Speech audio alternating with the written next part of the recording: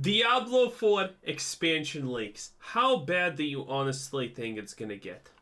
I've been going over a bunch of leaks for the first Diablo 4 expansion, going over things like the new mercenary system and the new raid system, but in this video I wanted to go over what I think is one of the most anticipated parts about the first expansion, being the new class. So the first new class being added to Diablo 4 is called the Spiritborn, and this is going to be a wholly new class for the Diablo franchise. So this isn't a class you'll have played before in a previous Diablo game, and this isn't even...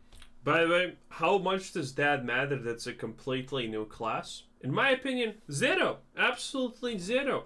People would be completely happy with the return of the Paladin or, Assassin or literally any other class that we have previously had. New classes don't mean anything. We just want good classes that's interesting to play, not new classes. Even a concept that you have seen in previous Diablo games or in any of the Diablo universe's lore. And this class also seems to be pretty unique when it comes to the actual mechanics. Okay. Because some of the most interesting parts about this class is how it's being built and just some of the specific things that are shown in the files. For instance, this class seems to be able to fly, and it seems you actually have control over actually... Yeah, I have no idea what fly in this game even means, nor do I have any idea why that should matter, because if you can fly, the enemies probably still can hit you, because why not? And, well, then what's the point of flying exactly? Flying around while playing the Spiritborn. But I think a good place to start with this class is going over its resources, because it seems that the Spiritborn is going to have two different primary resources. Now, when these leaks first came out... Okay. Two different primary resources. Wow, that's so... Demon Hunter. Diablo 3 Demon Hunter. Two unique resources, one that fills up the other in certain combinations. One is used for X, the other one is used for X skills. Okay, so this class is already not unique just from this. Telling me that it has two resources doesn't mean anything, Blizzard. It completely doesn't. It gives me no information. It gives me nothing. I couldn't care less. So it's a demon hunter. You just took a demon hunter and made it into whatever a Spiritborn is and said flying. Great.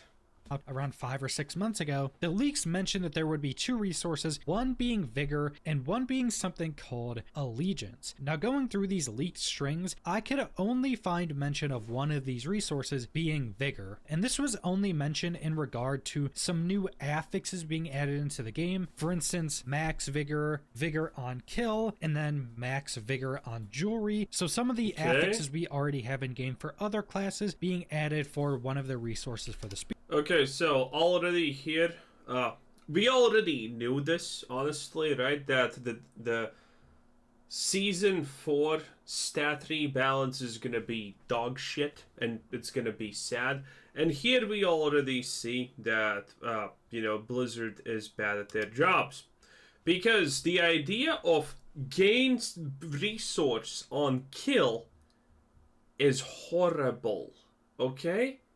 If this resource is so important, gaining it on kill is bad, because that can only do one of two things. Either it trivializes the resource because you have an abundancy of it, or the resource otherwise is too hard to get, which means it's not going to be usable on bosses. So the idea of you gaining a resource on kill is horrible. It's almost as bad as the concept of getting a corpse when you hit a boss, and it doubles the chance, because it just doesn't work properly.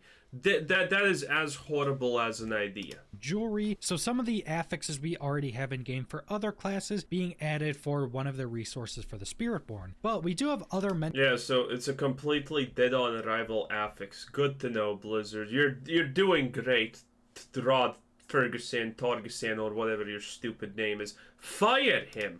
In these files detailing the Spiritborn having two different resources, even some of them mentioning primary and secondary resources, but I couldn't find any mention of this other resource called Allegiance. One thing I did find that I'm not sure if it's the other resource is under a bunch of these files, even some detailing these resources, have some mention of Spirit-born Orb. One of the resources could potentially be some Orb resource while the other is Vigor, but not 100% certain on that. Either way we look at it, there are two resources mentioned a bunch within these strings, so it seems like the Spirit-born is going to have two different resources you have to look out for. A lot of other classes in the game do have two resources. You'll have your main resource, which is the right globe, whether it be spirit or energy. Then you'll have some... Did he just click on a potion with his hand?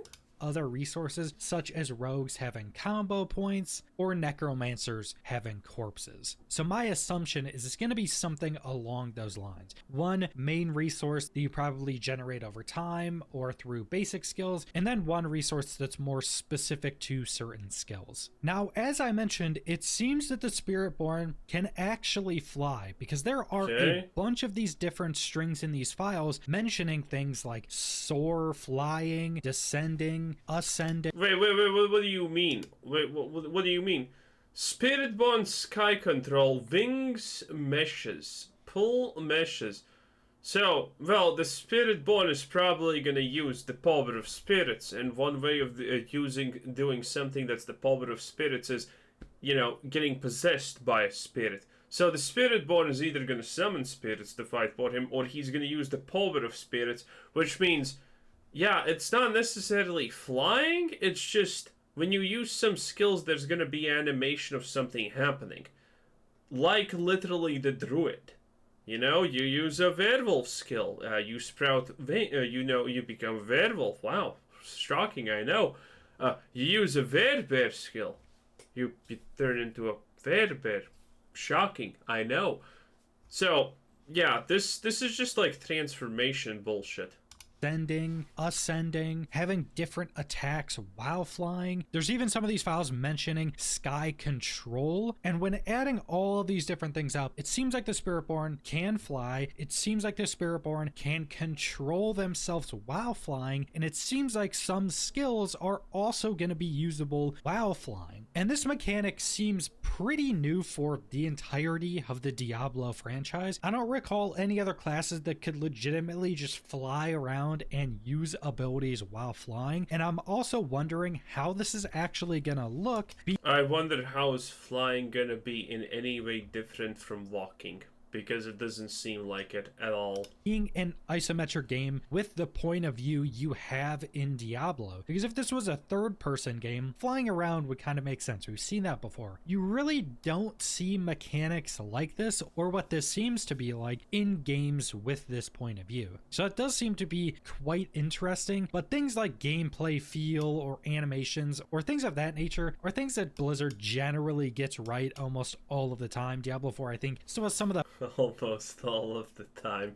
Yeah, that kind of explains the quality of Diablo pretty well. It almost gets things right sometimes. Best combat in the ARPG genre, so I'm not too worried about that, but it is quite interesting. And like mentioned, we do have even abilities that are mentioned, so basic projectiles while in the sky, and then even in some of the lists going over the different abilities and talents for the Spirit-born, you even have some additional things that mention the sky, like sky mobility or sky offense. So it does seem like this flying is also built into a bunch of the different mechanics and talents and abilities within the Spirit-born, but I'm not exactly sure where flying is going to fit in to the overarching class of the It will not fit into anything. I can already tell you that secret flat out instantaneously. It's just not gonna fit in anywhere. It is what it is. Spirit-born. There is the very real possibility that the unique class mechanic for the Spirit-born is just flying. So instead of having the Book of the Dead of the Necromancer or having the Spirit Boons of a Druid, you would instead have this activatable fly ability that may be too much for a unique class mechanic, so it may be more built in to your talents. Maybe it's an ultimate or in some other area of being able to customize the class, but having the ability to fly I think is something that most players are just going to want to do. Now, one of the big defining features of this sounds stupid. I don't want to do that. Spiritborn as a class seems to be its connection to nature and kind of the physical world, because even when you go through a lot of the talents shown and abilities shown for the Spiritborn, a lot of them are labeled as one of these elements. So forest, plains, sky, or soil. And as mentioned, there are a lot of talents and other abilities labeled under one of these different elements. So this seems to be one of the main ways the class is built. Okay, so currently it looks to me like it's gonna be like this. You're gonna be like a druid. You will be possessed by the spirits of whatever, you know? It's the sky spirit, and you have an assortment of skills when you use sky spirit form skills and things like that. It's gonna be druid-esque. And customized. So for instance, if you look at any of the other Diablo 4 classes when going through, say, their skill trees, you'll have every skill tree labeled as something different, usually something that's connected directly to that class, and presumably that's what these different sections are going to be. One section would be forest abilities, one would be plain abilities, one would be sky abilities, which could potentially also be the flying mechanic, and then one would be soil abilities. So everything very connected to the... I like how it sounds. Soil abilities. What the hell is this, tough? Lore of the class being very connected to just nature and the physical world. And it seems there's also some extensions to that, because there are files mentioning there being things like swipes and even claw swipes. There was also a mention of panthers within these files, so it does also seem like the Spiritborn is either going to be able to change into a panther potentially, or they're going to be able to summon a panther to help them. So that may... Oh, come on. It's not like Blizzard has any shred of creativity left. Spiritborn sounds exactly what it sounds like. You're going to be using the power of spirits through summoning them, or turning into them, or letting them take possession of your body or something, and that's it. Very simple.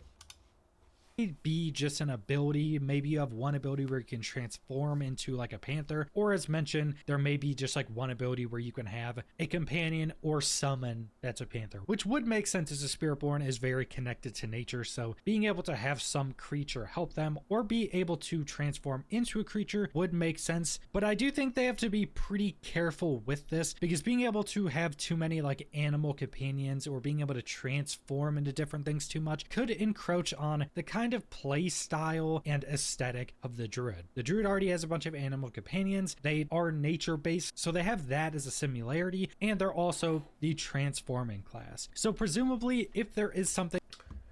It doesn't matter if you have 1 or 50 transforming classes.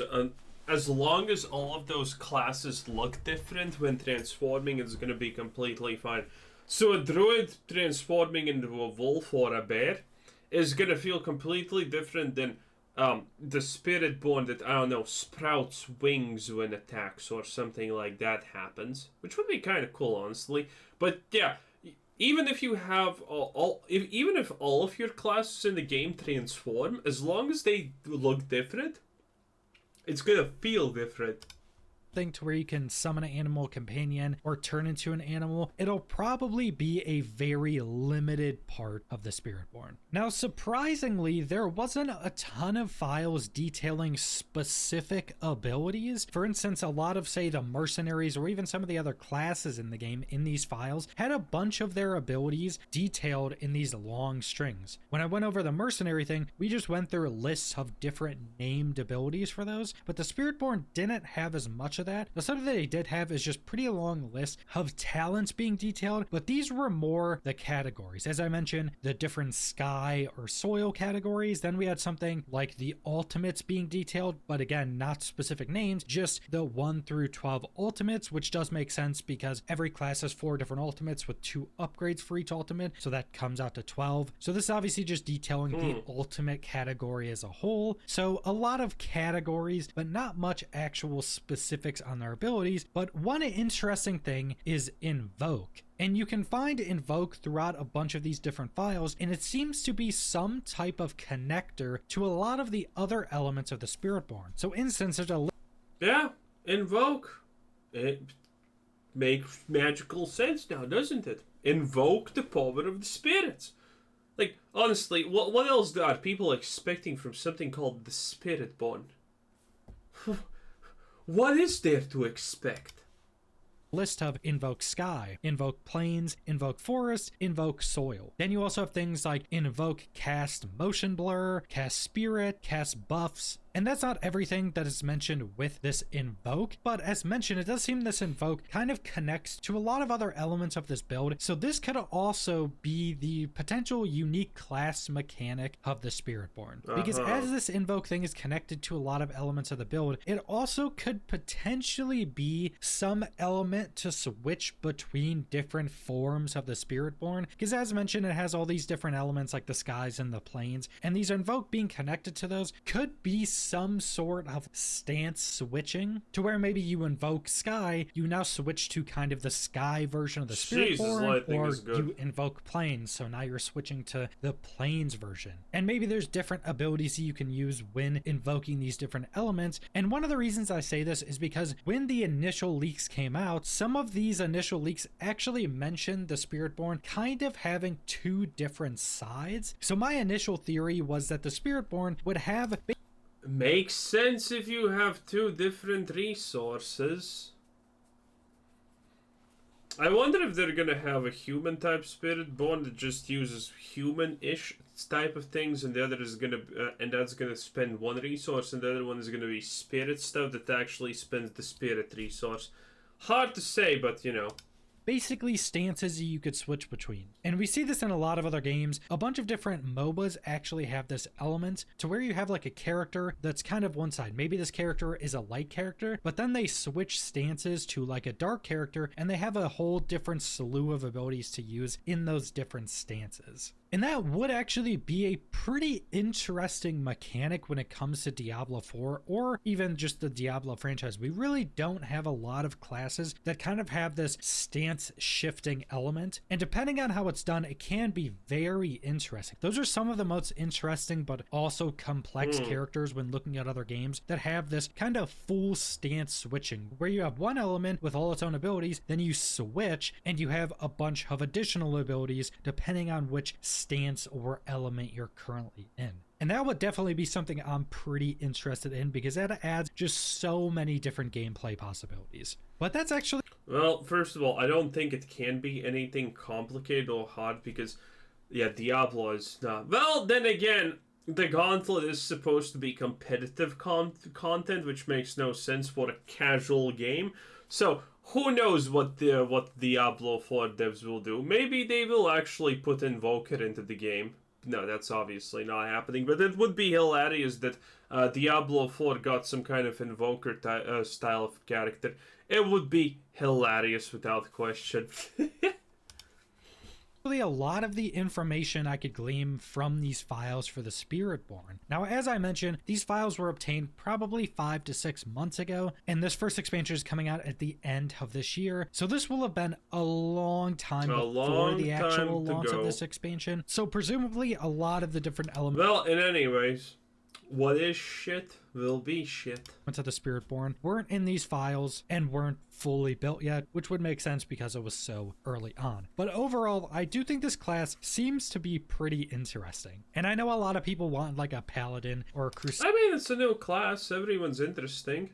But again, it doesn't need to be a new class. If it's a new class, it's fine. You know, no one's gonna start fires and things like that. But you know, it could have been a paladin. It could have been an Amazon. It could have been anything, and people would be kind of okay with it because it's new. And as long as it's new, it's good.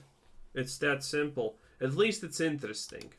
Crusader or a holy base class, but I do think going the route the developers did, where they wanted something completely unique to the entirety of the Diablo franchise as their first class, is going to be a very... Didn't Diablo Immortal get like a Bloodmancer or something like that? A character that deals blood skills only? Didn't they get something like that? Isn't that already not unique? That honestly sounds like the most unique thing that Diablo has ever had class-wise. So, I don't know. This has big shoes to fill, and I am not confident in Blizzard filling anything. Except women's buttholes with butt plugs. But that's a different story. interesting addition to the game, because something wholly new just allows them to experiment with very new and interesting mechanics. So I'm personally pretty excited for this class. I think a lot of the things we've been able to see from the leaks does seem to be pretty interesting for a new class. Yeah, it's a new class. It's gonna be interesting. Will it be good? That is the question. No, I mean, who's buying the expansion currently? Who's even thinking about buying the expansion? Not a lot of people. Diablo 4 has been too much of a shit show disaster that people don't want to buy the new expansions like Skyrim. Well, anyways, that was Osterberg 501. It is what it is. It's beautiful. Oh yeah, Diablo 4 never disappoints in disappointing. It's great. It's like a special hidden unique skill or something. Anyway, this was Kuzer said, thanks for watching, subscribe, and already, and have a nice day. Bye bye.